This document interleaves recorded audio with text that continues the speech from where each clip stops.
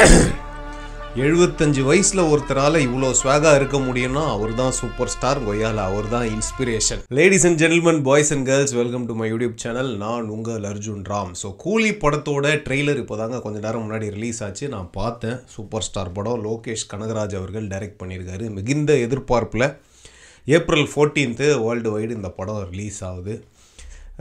Super star படம்னா expectation கொஞ்சம் அதிகமாகவே இருக்குங்க எனக்கு.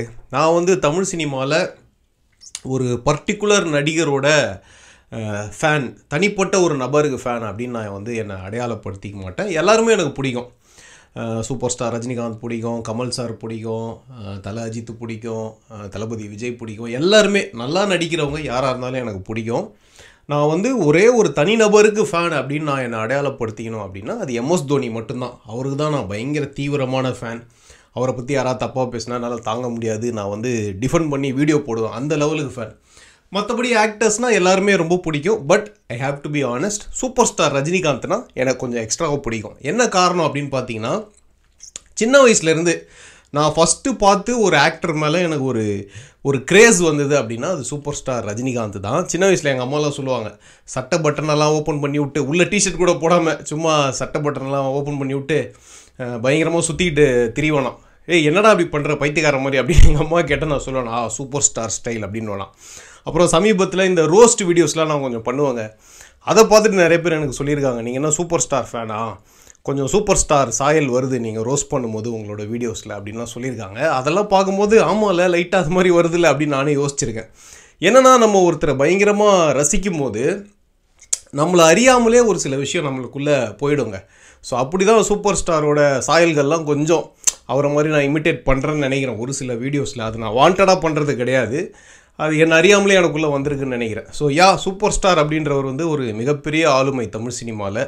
அவரோட ஸ்வாகை பற்றி நம்ம சொல்லவே வேணாம். ஸோ அவர் படம் அப்படின்னும் போது நான் ரொம்ப எக்ஸைட்டடாக இருப்பேன். நான் வந்து கடைசியாக பயங்கரமாக என்ஜாய் பண்ண படம் தலைவர் சூப்பர் ஸ்டார் படம் அப்படின்னா ஜெயிலர் எனக்கு ரொம்ப பிடிச்சதுங்க. எனக்கு வந்து சூப்பர் ஸ்டார் படம்னா பயங்கர மாஸாக இருக்கணும், அந்த ஃபேன்ஸ் எல்லாம் வந்து என்ஜாய் பண்ணுற மாதிரி இருக்கணும். ஏன்னா 2019 வந்த பேட்ட படம் என்னை பயங்கரமாக சாட்டிஸ்ஃபை பண்ணிச்சு. அஃப்கோர்ஸ் கார்த்திக் சுப்ராஜ் வந்து ஒரு பயங்கரமான தலைவர் சூப்பர் ஸ்டாரோட ஃபேனு. ஸோ ஆப்வியஸ்லி செதுக்கி அந்த படத்தை எடுத்திருந்தாரு. எக்ஸ்ட்ராடனரியாக இருந்தது பேட்டை. நிறைய பேர் அதுக்கு மிக்ஸ்டு ரிவ்யூஸ்லாம் சொன்னாங்க, செகண்ட் ஹாஃப் சரியில்லை அப்படின்லாம் சொன்னாங்க. எனக்கு ரொம்ப பிடிச்சிருந்ததுங்க. அந்த படத்தை அப்படி தான் பண்ண முடியும், எக்ஸ்ட்ராடனரியாக இருந்தது.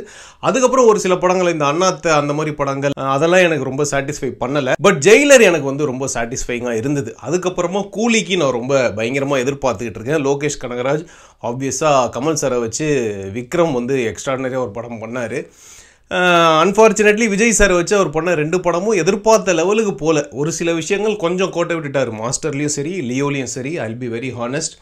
பட் கூலியில் ஹோப்ஃபுல்லி அதை சரி பண்ணியிருப்பாரு அப்படின்னு நான் நம்புகிறேன். இந்த ட்ரெய்லர் பார்க்கும்போதுங்க எனக்கு என்ன தோணுது அப்படின்னா, யூஸ்வலான ஒரு லோகேஷ் கனகராஜ் சார் படம் மாதிரி பேன் இண்டியா ஸ்டார்ஸ் எல்லாரையும் அள்ளி போட்டிருக்காரு.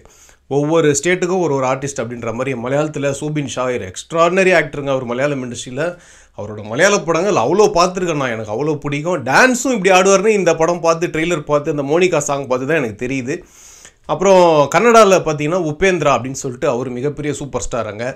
அப்புறம் தெலுங்குல நாகார்ஜுனா சார் எக்ஸ்ட்ராடனரி, பயங்கர ஸ்டைலிஷாக இருக்கார். அவர் தான் மெயின் வில்லன் நினைக்கிறேன். இப்போ சமீபத்தில் வந்து தனுஷ் சார் படம் குபேரா, அதில் கூட வந்து நாகார்ஜுனா நடிச்சிருக்காரு. பட் அந்த அளவுக்கு ரொம்ப ஸ்டைலிஷாலாம் இல்லை. இந்த படத்தில் பார்க்கறதுக்கு ரொம்ப அழகாக இருக்காரு இப்போ ட்ரெய்லர் பார்க்கும்போது. அப்புறம் ஹிந்தில இருந்து ஆமீர் கானையும் அள்ளி போட்டிருக்காங்க. சத்யராஜ் சார் நடிச்சிருக்காரு, ஸ்ருதி ஹாசன் நடிச்சிருக்காங்க. ஸோ கண்டிப்பாக ஒரு பேன் இண்டியா படம் அப்படின்றது தெரியுது, பெரிய படம் அப்படின்றது தெரியுது. கதையை பொறுத்த வரைக்கும் as usual Lokesh Kanagaraj elements எல்லாமே இருக்கிற மாதிரி தான் ஒரு ஃபீல் வருது. ட்ரக்ஸ், கேங்ஸ்டர்ஸ், அந்த மாதிரி விஷயங்கள். விக்ரம்ல எப்படி கமல் சாருக்கு ஒரு லேட் என்ட்ரி கொடுத்தாரோ அதே மாதிரி இந்த படத்துலயும் கொஞ்சம் ரஜினி சாருக்கு லேட் என்ட்ரியா தான் இருக்கும் அப்படின்ற ஒரு ஃபீல் வருது ட்ரெய்லர் பார்க்கும்போது. ஏன்னா 30 வருஷமா அவனை கோஸ்ட் பண்ணி வச்சிருக்கேன், ஆஃப்லைன்லயே வச்சிருக்கேன் அப்படின்ற மாதிரிலாம் சத்யராஜ் சார் ஒரு டைலாக் சொல்றாரு. சோ ஃபேன்ஸ் ஆன நம்ம ரஜினி சார் என்ட்ரி கொஞ்சம் லேட்டா வரும் அப்படின்னு சொல்லிட்டு மென்டலி ப்ரிப்பேர்டா இருக்கணும். பேஷன்ஸ் இழந்துடாதீங்க. ஏன்னா பழைய ரஜினி சார் படங்கள்லாம் அது மாதிரி டீஸ் பண்ணுவாங்க. அப்படியே பூசணிக்காய் உடைப்பாங்க, கால் ஷாட் வைப்பாங்க, பில்டப் வைப்பாங்க, ரஜினி சாரை காட்ட போறாங்கன்னு ரசிகர்கள் ஆர்ப்பரிக்கும் போது பார்த்தா கவுண்டமணி சார் வருவாரு. அந்த மாதிரி ஏதாவது சம்பவங்கள் கூலியில நடக்கிறதுக்கு வாய்ப்புகள் இருக்கு இருக்கு. ஏன்னா நிறைய ஸ்டார்ஸ் இருக்காங்க. சோ பொறுமை இழந்துடாதீங்க.